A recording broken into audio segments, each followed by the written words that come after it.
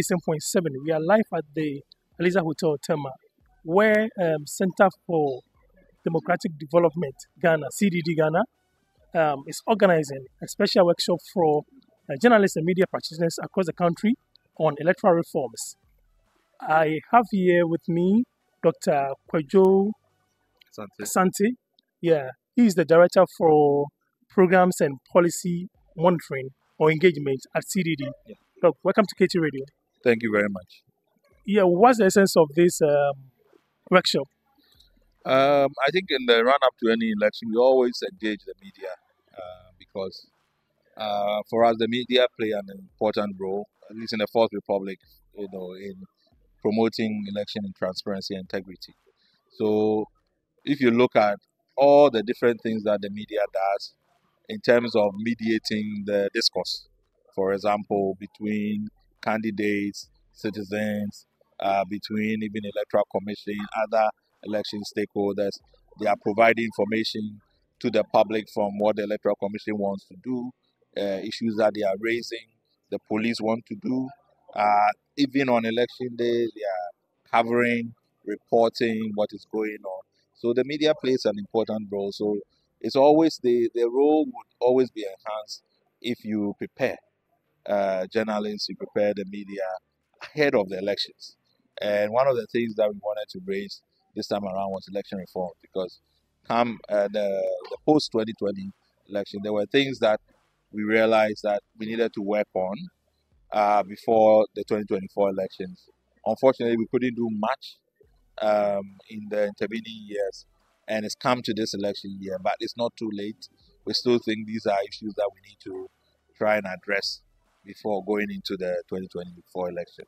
Can you pinpoint some of these key issues that you tabled before the policymakers for reforms?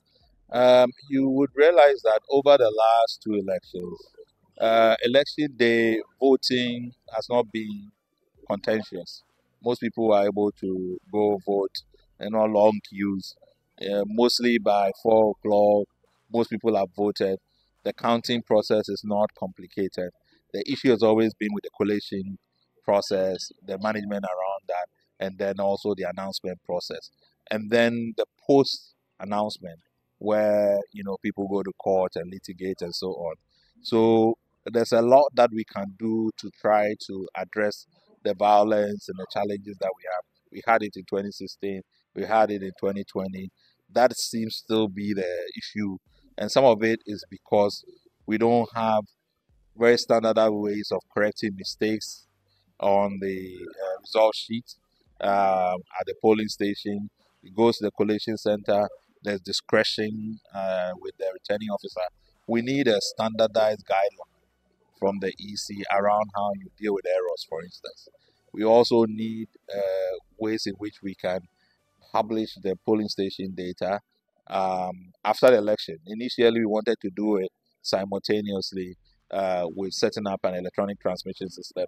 The EC has said it's not going to be able to do that in this election, but we still have to publish the polling station data for transparency. And then also parliamentary elections, we had almost 16 cases going to court, and on average, most of them were traveling for 16 months, 2 years and over.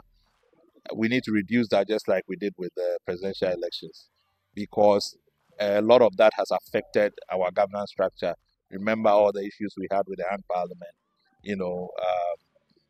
who is majority, who is minority, who elects the speaker, who can approve a budget. All of that became very, very contentious.